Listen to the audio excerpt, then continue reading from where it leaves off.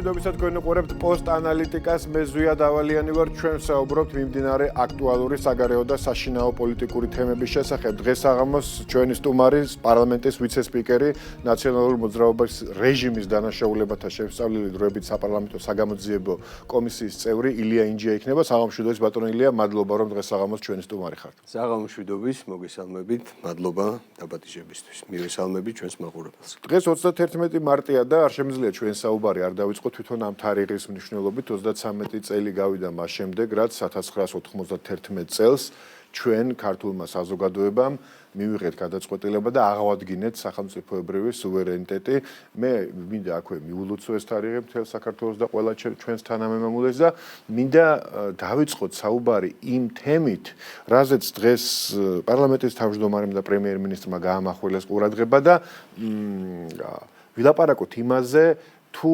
როგორ უნდა დავიცვათ და როგორ გვიწევს დღესაც განსაკუთრებით 2022 წლის შემდეგ ფაქტობრივად მუდმივ რეჟიმში სუვერენიტეტისთვის ბრძოლა და ისეთი ნაბიჯების გადადგმა, ანუ ჩვენი სუვერენიტეტის განმტკიცებისთვის მუდმივი, ასე ვთქვათ, ძალისხმევა.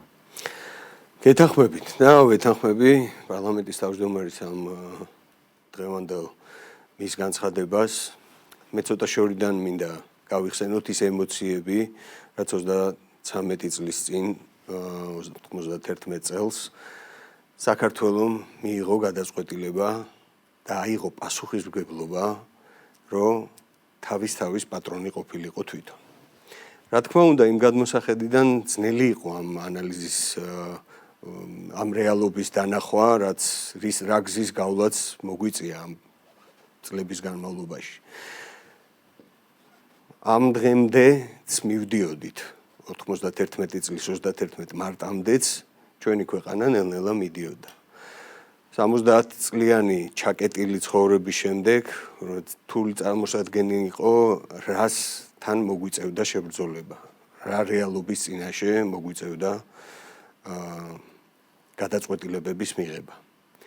თუმცა დღევანდელი დღე კიდევ ერთხელ ხაზს უსვავს იმას, რომ ჩვენ ბევრ გამოწვევას მოვერიეთ. ბევრი რამე გავიარეთ, ბევრი ტკივილიც გავიარეთ, მაგრამ ეს გზა გასავლელი იყო ალბათ. შეიძლებოდა თუ არა ამ გზის უფრო იოლად და უტკივნეულოდ გავლა, რა თქმა უნდა ეს რიტორიკული საკამათო საკითხია, ყველას თავის შეხედულება აქვს. მაგრამ ეს გზა ამ გზის გავლა არ მთავრდება და ამ გზის გავლა სულ მოგვიწევს. ყოველთვის მოგვიწევს ჩვენი სუვერენიტეტის კიდევ უფრო გაძლიერება. მსოფლიო იცვლება, რეალობები იცვლება, მდგომარეობები, ქვეყნები ხან ზემოთ მიდის, ხან ქვემოთ და ასე რომ ჩვენც ნაწილი ვართ ამ მსოფლიოს რეალობის და ჩვენც ამ რეალობას უნდა მოვერგოთ. ვეთანხმები აბსოლუტურად იმაში, რომ მომავალშიც მოგვიწევს ჩვენ სუვერენიტეტზე ბრძოლა, მუშაობა, უფრო დიდი პასუხისმგებლობით, უფრო დიდი ყურადღებით, მაგრამ აუცილებლად ის გავლილი გამოცდილება უნდა გვახსოვდეს, უნდა გავითვალისწინოთ და უკეთესი ნაბიჯები უნდა გადავდგეთ. აი, სუვერენიტეტის გაძლიერება იმ კონტექსტში ვახსენე, რომ 91 წლის შემდეგაც კი დარჩა საქართველოში ძალიან ბევრია ისეთი ადამიანი, მოკლედ სამწუხაროდ ბევრია ისეთი ადამიანი, რომელიც მუდმივად თითქოს ახალ ბატონს ეძებს, ახალ პატრონს ეძებს. ზოგმა ჩათვალა, რომ დამოუკიდებლობა ეს მხოლოდ ბატონის შეცვლაა მაგალითად და თქვა თუ მანამდე მხოლოდ მოსკოვის დიქტატურა არ მოსწონდა, სამაგიეროდ არაფერი აქვს საწინააღმდეგო, ან პირიქით ყველაფერს აკეთებს იმისთვის, რომ ცალფეხზე დადგეს მაგალითად ბრიუსელის ბიუროკრატიის წინაშე. ამ საფრთხეებისგან დასაცველად პარლამენტმა რამდენიმე კანონპროექტი მოამზადა, რომელსაც იხილავთ, მათ შორის ამ კვირაში მაგალითად ფარას სავარაუდოდ დაამტკიცებს პარლამენტი, მინდა ამ თემაზეც ვილაპარაკოთ, ეს რამდენად განამტკიცებს და გაამყარებს ჩვენ სუვერენიტეტს. ეს უმნიშვნელოვანესი კანონპროექტია, რა თქმა უნდა. იმაშიც გეთანხმებით, რომ ჩვენ ქვეყანას უნდა თავის დაღწევა იმ 70 წლიანი რეალობიდან, რომელი რეალობაც ჩვენს მაგივრად იღებდა გადაწყვეტილებებს, ჩვენს მაგივრად იღებდა კანონებს, ჩვენს მაგივრად აწესებდა ცხოვრების რაღაც სტილს. და გვინდოდა ამისგან განთავისუფლებულიყავით. მაგრამ არ იყო მაშინ ეს ფიქრი იმაზე, რომ ერთის გარო განთავისუფლებულიყავით, რაღაც მეორე ადგილას აღმოჩენილიყავით იგივე რეალობის გარშემო. ყოველთვის, როცა ეს გამოცდილება არ აქვს ქვეყანას, ჩვენ დავინახეთ, რომ უამრავი ძალები, გარე ძალები თავიანთი ინტერესის გასატარებლად ყველაფერს აკეთებდნენ, რომ ჩარეულიყვნენ ჩვენ ქვეყნის მშენებლობაში, პრინციპებში, ცხოვრების წესის დაწესებაში. ყველა ქვეყანას, ყველა გარე ძალას თავისი ინტერესი აქვს, რა თქმა უნდა. და ზუსტად ეს ფარას კანონი არის ის კანონი, რომელიც კიდევ უფრო გაამტკიცებს ჩვენს სუვერენიტეტს, კიდევ უფრო გააძლიერებს ჩვენს პასუხისმგებლობას ჩვენს მოქალაქეებზე და ჩვენ ხვალინდელ დღეს კიდევ უფრო ჩვენს თავზე დამოკიდებულს გახდის. გადაწყვეტილებები ამ ქვეყანაში, ამ ქვეყნის მაცხოვრებლებმა, ამ ქვეყნის შვილებმა უნდა მიიღონ და ფარას კანონით ზუსტად ამას მოემსახურება. მით უმეტეს რომ ამერიკა, რომელზეც ჰქონდა ყოველთვის შემთხვევაში სწორება აქამდე, აი ამ 33-34 წლის განმავლობაში მათ შორის, ამერიკა პიონერი იყო იმ ქვეყნებს შორის, რომლებმაც დააწესეს ასეთი რეგულაცია და ამერიკაში ნებისმიერი ორგანიზაცია ვალდებულია საჯაროდ და არის დაადეკლარიროს საზღვარგარეთიდან შემოსული ნებისმიერი თანხა და მისი მიზნობრიობა. ჩვენც ამას ვითხოვთ სხვას არაფერს განსაკუთრებით მას შემდეგ, რაც თვითონ ამერიკელებმა აღიარეს, ახალმა ადმინისტრაციამ აღიარა, რომ მაგალითად ნედი და USAID უცხო ქვეყნებში ფაქტობრივად გადატრიალების და მავნებლობის მეც სხვა რამებსაც აკეთებდნენ, მაგრამ ის ხშირად ფარი იყო მხოლოდ იმ ძირითადი საქმიანობისთვის. გეთანხმებით, ეხა იმ გადმოსახედიდან 91 წელს ზუსტად ჩვენი სწორება იყო ამერიკის კურსის და იქ რეალობის შემხედვარი, ხო? ალბათ კონსტიტუცია რომ მივიღეთ, უნდა გვეფიქრა, რომ ეგრევე უნდა მიგვეღო ფარას კანონი და გაგვეხილა მაშინვე, მაგრამ მაშინ ეს საფრთხეები არ ჩანდა ესე რეალობად. და ძალიან მინდობილები აღმოჩნდით ბევრი ძალის მიმართ. არა მარტო ამერიკის, ალბათ კიდევ ბევრი სხვა ისეთი ძალების მიმართ, რომლებიც სხვანაირად გამოიყურებოდნენ იმ რეალობაში. დღევანდელი გადმოსახედით ეს ყველაფერი დავინახეთ, ამ ცხოვრებამ გვანახა, ამ წლებმა გვანახა, იმ ფაქტებმა დაგვანახა და ამ ბოლო პერიოდმა განსაკუთრებით ხაზი გაუსვა, რომ სად ყოფილა ყველაზე დიდი გამოწვევა, გადასალახი.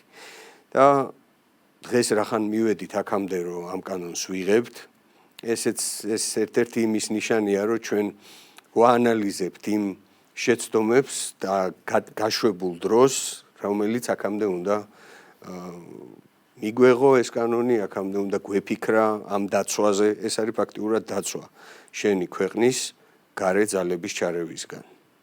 კი ბატონო, მოდით გადავიდეთ ახლა ნაციონალური მოძრაობის რეჟიმის დანაშაულებათა შემსწავლელი საპარლამენტო კომისიის მოსმენებზე. დღეს უკვე მერვე მოსმენა გაიმართა და ვიდრე უშუალოდ შინაარსში შევიდოდეთ ამ მოსმენების და იმ ინფორმაციის, რასაც ვიღებთ ამ მოსმენებისგან, მე მინდა ერთ საკითხზე გავამახვილო ყურადღება.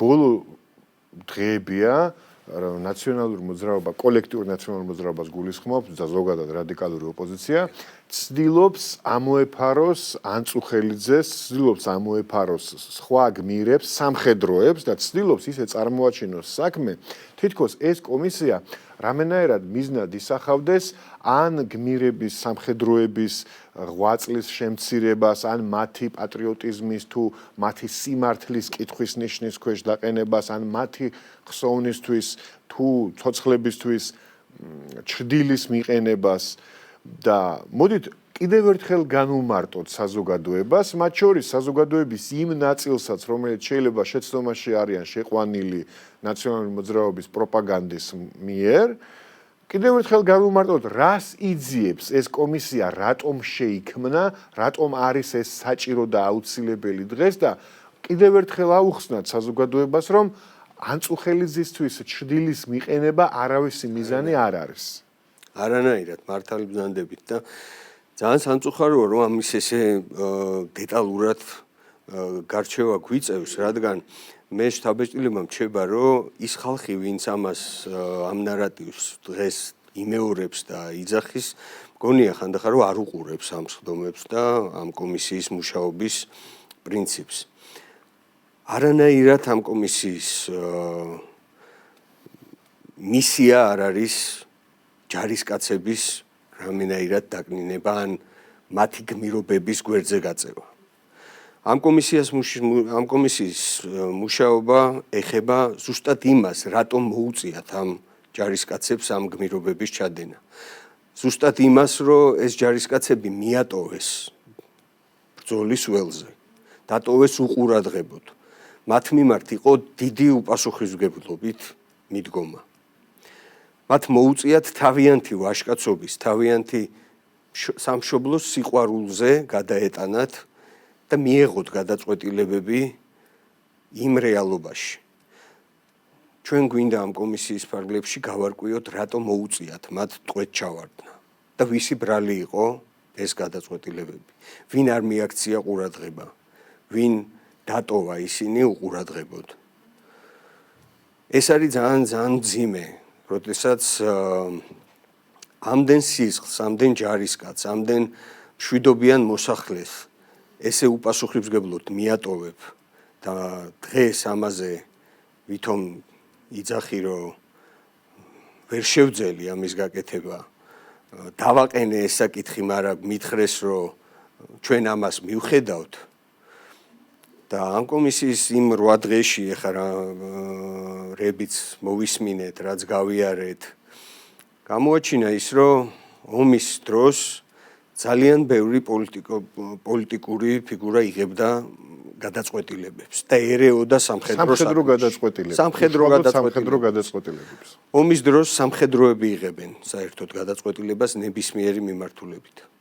და მათ საქმეში ძალიან ბევრმა ადამიანმა ჩაყო ცხვირი და შეუშალა ხელი, შეცვალა ის რეალობა, რა რეალობითაც უნდა წასულიყო, რა გეგმითაც უნდა წასულიყო ომის მიმდინარეობა. მეორე საკითხია, როგორ მივედით აქამდე, როგორ დაიძაბა და მივიდა ქვეყანა. აი ეს ძალიან მნიშვნელოვანია. პოლიტიკური პასუხისმგებლობა ქვეყნის პოლიტიკური ხელმძღვანელობისა, რომელმაც შეიძლებოდა, ანუ თავარი კითხვა, შეიძლებოდა თუ არა ომის თავიდან აცილება და რა გააკეთა სააკაშვილის ხელისუფლებამ. ჩემთვის ყოველ შემთხვევაში, როცა ამ კომისიას უსმენ, ჩემთვის თავარი კითხვა ეს არის, როგორი პოლიტიკა გაატარა, როგორ პოლიტიკას ატარებდა სააკაშვილის ხელისუფლება 2008 წლის აგვისტომდე და შეიძლება თუ არა, რომ ეს პოლიტიკა ჩავთვალოთ როგორც პროვოკაციული, რომელმაც პრინციპში საქართველოს სამიზნედ აქცია.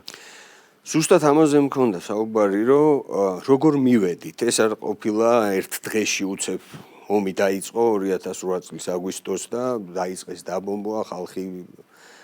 აქამდე ეტაპობრივად მიდიოდა იმ საქციელებიდან და იმ გადაწყვეტილებების მიხედვით, რასაც იღებდა მაშინდელი პოლიტიკური მოხელეები, რასაც აკეთებდნენ. ფაქტია ის, რომ ჩვენ მოვისმინეთ, როგორ თავისუფლად დადიოდა მოსახლეობა ერთმანეთთან, როგორ თავისუფლად ცხინვალში შედიოდნენ აქეთა მხარეს სოფლის წარმომადგენლები, როგორ დადიოდნენ ერთმანეთთან სტუმრად და არანაირი პრობლემა არ ქონიათ, როგორ დაიძაბა ნელ-ნელა ეს სიტუაცია. ყველაფერი გაკეთდა ეტაპობრივად 2006-2005 წლიდან ალბათ, რომ ჩავთვალოთ, ყველაფერი კეთდებოდა იმისთვის, რომ დაძაბულიყო ნელ-ნელა ეს მდგომარეობა. ჩვენი გადმოსახედიდან, რაც დღემდე მოვისმინეთ კომისიაში, ეს სურათი გვაქვს. კიდევ ბევრი დეტალი გამოჩნდება, კიდევ ბევრი დეტალი იქნება საზოგადოებისთვის ნათელი და ამ დეტალებს უდიდესი მნიშვნელობა აქვს. როცა ადამიანებს ოკუპირებულ ტერიტორიაზე, როდესაც სისხლი დაიღვარა, ადამიანებს შორის მოხდა ძალიან დიდი უთანხმოება, ჩვენ ძმებს და ჩვენს მოქალაქეებს შორის. უმნიშვნელოვანესია ალბათ ნდობის აღდგენის პროცესი. და ის ბაზარი, რომელიც იყო ბაზრობა, ერგნეთის ბაზრობა, მისი დაკეტვა. რა თქმა უნდა, ამ ბაზრობაზე იყო ძალიან შავი კორუფციული რაღაცა სქემები, კონტრაბანდაც, მაგრამ ძალიან დიდი როლი ჰქონდა ამ ბაზრობას ადამიანების ნდობის აღდგენისთვის, ადამიანებს შორის ნდობის აღდგენისთვის. მისი ეს ერთი ხელისმოსმით დახურვა ძალიან უარყოფითად იმოქმედა. და მით უმეტეს არანაირი ალტერნატივა არ ყოფილა შექმნილი. მე მახსოვს, რამდენიმე დღის წინ იყო, ზუსტად იმ დღეს, როცა სააკაშვილის დროს რწმუნებული მიხეილ ქარელი იქნა გამოკითხული კომისიაზე, მაშინ ითქვა ძალიან ბევრი ამ ბაზრობის შესახებ და ქალბატონმა თეამ დააკონკრეტა კიდეც, რომ ანუ დაიხურა და არავითარ და კარგი დაუშვათ იყო კონტრაბანდა. და დაუშვათ ამ ჩვენი მაშინდელი ხელისუფლების მიზანი იყო კონტრაბანდასთან ბრძოლა. ნუ არც პრიორიტეტები რანაირად ჰქონდა დალაგებული, მაგრამ კარგი დაუშვათ კონტრაბანდის გამო დახურა. ხო შეიძლებოდა რომ ალტერნატიული რამე გახსნილიყო, ან ყოველ შემთხვევაში კონტრაბანდა დახურულიყო და თვითონ ბაზრობა დარჩენილიყო. თუ მიზანი არ იყო ზუსტად ნდობის ასე ვთქვათ, აღდგენის პროცესის შეჩერება, საბოტაჟირება. კი ბატონო, აბსოლუტურად გეთანხმებით და პრემიერ-მინისტრი იყო მაშინდელი ერთ-ერთ დღეს, მე მგონი 2 დღის წინ მოსული და მანაც თქვა, რომ მას ჰქონდა წინადადება, რომ ალტერნატივაზე ეფიქრათ. მაგრამ ეს წინადადება არ იქნა გათვალისწინებული. ეს ძალიან სამწუხაროა. ეს კითხვაც დაისვა, იყო თუ არა საშუალება ამ სისხლის ზღვრის თავიდან აცილების. და ალბათ ჩემი გადმოსახედიდან მე ვფიქრობ, რომ არ არსებობს გამოუვალი მდგომარეობა. ყოველთვის შეიძლება მოინახოს გზა, რომ მაქსიმალურად აცდე სისხლის ზღვრას. თუ ეს დღეს ქართული ოცნების მმართველობის დროს ამ ბოლო პროცესებში შევძელით საქართველოს ყველამ ერთ განსაკუთრებით იმ დროს, როცა ფაქტობრივად მესამე მსოფლიო ომი მიმდინარეობს ჩვენს ირგვლივ. აბსოლუტურად გეთანხმებით და ზუსტად ამაზე მინდა ხაზი გაუსვა. თუ ეს დღეს შევძელით ჩვენ და არ მოვხვდით ომში, თუმცა ეს არ არის 100%-ით უკვე გადაწყვეტილი და ამაზე მოეშვათ და ერთ პიროვნულად თქვათ, რომ всё უკვე არანაირი საფრთხე აღარ არსებობს, ეს არ იქნება მართალი, ჩვენ აუცილებლად უნდა ვაკონტროლოთ ეს ყველაფერი და ყველაფერი უნდა გავაკეთოთ იმისთვის, რომ თავიდან ავიცილოთ დაძაბულობა, თავიდან ავიცილოთ ომი. ჩვენ ეს ყველაფერი გავიარეთ და ზუსტად ეს 34 წელი, აი დღეს წორს, როდესაც მივიღეთ გადაწყვეტილება, რომ ავიღოთ პასუხისმგებლობა ჩვენი ქვეყნის ჩვენ თვითონ შენებაზე, აი ეს გრძელდება და ეს გაგრძელდება მომავალშიც და ჩვენ ეს პასუხისმგებლობა უნდა გავითავისოთ, უნდა ჩვენს მომავალთაობას აუხსნათ, მომავალთაობას უნდა გავაგებინოთ ის შეცდომები, რა შეცდომებიც დაუშვით და ეს პროცესი კომისიის მუშაობის უმნიშვნელოვანესი პროცესია. პირველ რიგში ხვალინდელი დღისთვის, რომ არ განმეორდეს მსგავსი არაფერი. კიდევ ერთი საინტერესო მომენტი იგივე კონტექსტში, რაც ერგინეთის ბაზრობაზე ვილაპარაკეთ, დღეს ემზარკვიციანს მოусმინეთ და ასეთივე კითხვის ნიშნებია ზუსტად კოდორის ხეობასთან დაკავშირებით. როდესაც იმდროინდელმა საქართველოს ხელისუფლებამ ფაქტობრივად დაშალა მოხალისეობრივი დანაყოფი მონადირე, რომელიც რეგულარული ჯარის ნაწილი არ იყო და შესაბამისად მის მიმართ ვერ ექნებოდა ისეთი პრეტენზია, როგორც რეგულარული ჯარის მიმართ შეიძლებოდა ქონოდათ, ფორმალურად საბაბად, რა თქმა უნდა, სააკაშვილის ხელისუფლების დროს, ესე იგი, დაშალეს ეს რაზმი და სამაგიეროდ იქ შეიყვანეს რეგულარული ჯარი, რაც პრინციპში ჩვენს მიერვე ხელმოწერილ შეთანხმებას ეწინააღმდეგებოდა. აბსოლუტურად ეგრეა. შეიძლება თუ არა ეს ეპიზოდიც განვიხილოთ როგორც სამშვიდობო პროცესის მოდი ძალიან რბილად და დიპლომატიურად რო ვთქვათ, სამშვიდობო პროცესის, ასე ვთქვათ, სამშვიდობო პროცესისთვის ზურგში დანის ჩარტყმა. ძალიან ძიმეა ამ ყველაფერზე საუბარი და ამ გადმოსახედიდან სახელების დარქმევა. ჯერ ცოტა ადრეა, კიდე ბევრი რაღაცეები გვაქვს. მოსასმენი, გასარკვევი, მაგრამ 94 წელს, როცა იქნა ხელმოწერილი სამშვიდობო ეს ხელშეკრულება, იქ ჩვენ ეს მოვისმინეთ ამ ჩვენი კომისიის მუშაობის პარალელში. იქ მკაფიოდ წერია იმაზე, რომ არ უნდა იყოს ჯარები გამოყენებული გამყოფ ხაზზე. დროებით გამყოფ ხაზზე. და ამიტომ იქნა შექმნილი ეს ადგილობრივი მოსახლეობისგან დაჯგუფება მონადირე, რომელიც იყო შეიარაღებული და იმ ხეობას იცავდა. და იმდენად ძლიერი იყო მათი იქაურობის სიყვარული, სამშობლოს სიყვარული, თავისი მშობლიური ადგილების სიყვარული და იმდენად ძლიერი შეიარაღება ჰქონდათ მათ, რომ ძალიან ცოტა კონტინგენტით იყო შესაძლებელი ამდენი წლის მანძილზე დაეცვათ ეს ხეობა. ეს ერთი ხეობა არ არის, 5 ხეობისგან შედგებოდა, როგორც დღეს გავიგეთ და წინა ხელისუფლების პერიოდში იქნა მიღებული გადაწყვეტილება, რომ დაშლილიყო ეს განიარაღებულიყო ეს მოსახლეობა და ჩაენაცვლებინათ ჯარით. რამაც მისცა საბაბი ყველა ჩვენს მტერს განეხილა ეს საკითხი, როგორც დარღვევა ამ ხელშეკრულების. რა თქმა უნდა, ამან კიდევ უფრო დაძაბა მდგომარეობა, ვითარება, კიდევ უფრო დაძაბა ურთიერთობა ჩვენს მოწინააღმდეგეებს შორის და ჩვენ შორის და ერთ-ერთი ნაბიჯი იყო სიტუაციის დაძაბვის. მეორე საკითხია, ჯერ კიდე არ გვაქვს ამაზე პასუხი, რატო გადაარქვეს კოდორის ხეობას სახელი და რატო დაარქვეს ზემო აფხაზეთი.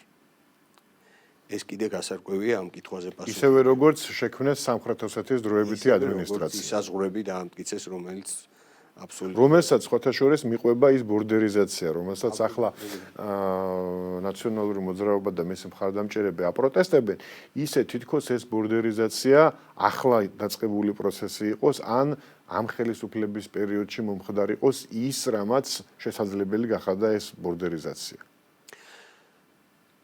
ეგრეა გეთანხმებით და ამ კითხვებზე ჯერ პასუხები არ გვაქვს. ვისი გადაწყვეტილებით იყო ეს მიღებული? რა მიზნით? და რა მიზნით, დიახ, გეთანხმებით. სხვათა შორის, როცა ჩვენ ამ კითხვებს ვსვამთ და ესე იგი, ნაციონალური მოძრაობა, მისი მხარდამჭერები და მასთან აფილირებული მედია საშუალებები რაღაც თითქმის გვამონათებენ თითქოს, რომ თქვენ საქართველოს ხელისუფლებას გინდათ ომის დაწყება დააბრალოთ, მაგრამ ამ კომისიაზეც ითქვა ასევე კიდევ ერთხელ გაესვა ხაზი იმ გარემოებას, რომ თვითონ სააკაშვილის მთავრობამ დააბრალა, მათ შორის ეუთოს რეზოლუციაზე მხარდაჭერით, დააბრალა ქართველ სამხედროებს ომის დაწყება. კი ბატონო.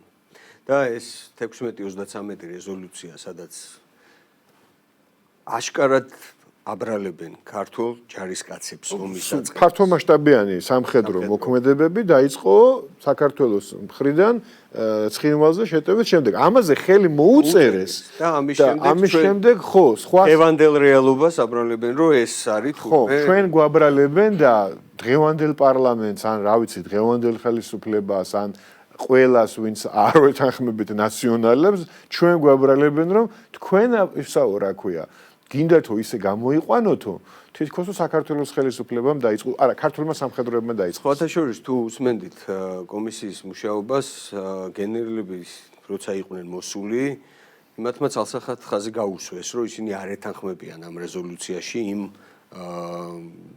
ჩანაწერს. მიუხედავად ამისა, თუ ისინი ამას არ ეთანხმებიან, როგორ მოხვდნენ ისინი იქ, სადაც ეხლა არიან, რასაც უჭერენ მხარს, ვისი დაბრუნებაც უნდათ ხელისუფლებაში. საინტერესო. ძალიან დიდი კითხვის ნიშანია. რატო იღებენ ისინი ამ ხელა პასუხისმგებლობას თავის თავზე? ერთის მხრივ იძახიან, რომ ყველაფერს ვაკონტროლებდითო, მეორეს მხრივ ჩანს ის რეალობა, რომ ამ ყველაფერში ყველა ერეოდა, ვისაც არ ეზარებოდა.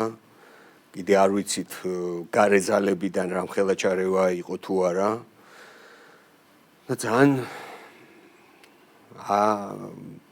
უხერხული რეალობა დადგა. ისინიც უხერხულ მდგომარეობაში, ისინიც მსხვერპლი არიან იმ მართლობის, რა მართლობაც იყო. ხო, ამას მინდა კიდევ ერთხელ გაუსვათ ხაზი ჩვენი საუბრის ბოლოს, იმიტომ რომ ანუ კიდევ ერთხელ ვინც შეიძლება დასაწყისიდან არ გვიყურებდა, მათ გასაგონად და განსაკუთრებით ახალგაზრდების გასაგონად, რომლებიც ხშირად პირდაპირ შეცდომაში შეყავთ, რომლებსაც არ ახსოვთ 2008 წელი, რომლებსაც არ ახსოვთ სააკაშვილის მმართველობა. მათთვის კიდევ ერთხელ გავიმეორებთ, რომ არც ამ გენერლების, არც მათი ჯარისკაცების, ცოცხლების თუ გარდაცვლილების წინააღმდეგ არ არის შექმნილი ეს კომისია. პირიქით ეს კომისია არის შექმნილი იმისთვის, რომ გამოიკულიოს, რატომ აღმოჩნდა მათ შორის ჩვენი ჯარი ისეთ მდგომარეობაში, როგორშიც აღმოჩნდა 2008 წლის აგვისტოში. ზუსტად ამიტომ დაგვიანდა ამ კომისიის შექმნა და ამ კომისიის მუშაობა, რომ ძალიან მნიშვნელოვანი იყო ჰააგასა და სტრასბურგში ეს საქმეები მოგვეგო და გაგვემართლებინა ჩვენი ჯარისკაცები, ჩვენი სამხედროები. როგორც კი ეს პროცესები იქნა ჩვენი ჯარისკაცების და სამხედროების გასამართლებლად მოგებული, ხოლო ამის შემდეგ იყო საშუალება, რომ ჩვენ დამჯდარიყავით და დაგვეწყო მუშაობა ამ კომისიის ფარგლებში. იმისთვის, რომ არ დაგვეზიანებინა არც ერთი სამხედრო, არც ერთი ჯარისკაცი, რომლებმაც თავიანთი სიცოცხლე, თავიანთი ჯანმრთელობა შესწირეს. თავიანთ სამშობლოს. დღეს ზუსტად ამას ვიკვლევთ, რომ რატომ მოხდა ისე და რა გადაწყვეტილებები ჰქონდა საფუძვლად იმას, რომ ჩვენი ჯარისკაცები სისხლი ესე დაიღვარა. იმას, რომ უყურადღებოდ დატოვეს ჩვენი მშვიდობიანი მოსახლეობა, მათ შორის რამდენიმე სხდომაზე გამოიკვეთა, მათ შორის დღესაც ერთ-ერთი სოფლის თემის გამგებელი იყო მოსული და პირდაპირ ლაპარაკობდა იმაზე, თუ როგორ ჩარჩა იქ განსაკუთრებით ასაკოვანი მოსახლეობა, რომლებიც პირდაპირ დახვრიტეს. პირდაპირ დახვრიტეს და ამ კაცმა ყველაფერი გააკეთა, რომ მაქსიმალურად გამოეყვანა მოსახლეობა იმ ტერიტორიიდან. ესე იგი, მან ეს შეძლო 9-ში, როგორც მან აღნიშნა, მე მგონი, და მას მერე ისინი მოყვნენ ალყაში, არავინ აღარ იყო იქა და თვითონ ეს კაცი რამდენიმე თანხმდები პირით ფეხით გამოვიდა, გამოყვა სარწყავ არხს და ისე გამოვიდა სამშვიდობოზე. და ეს კომისია არის იმისთვის, რომ ასეთი დანაშაულები აღარ განმეორდეს. დიდი მადლობა მინდა გადაგიხადოთ, როგორი დანაშაულიც იქნა ჩადენილი ჩვენი ჯარისკაცებისა და მშვიდობიანი მოსახლეობის მიმართ. დიდი მადლობა მინდა გადაგიხადოთ მობრძანებისთვის, საინტერესო საუბრისთვის. ილია ინჯია იყო ჩვენი სტუმარი, მაყურებელს შევახსენებ, პოსტანალიტიკა დღეს ამით დასრულებულია, ხვალამდე გემშვიდობებით დროებით.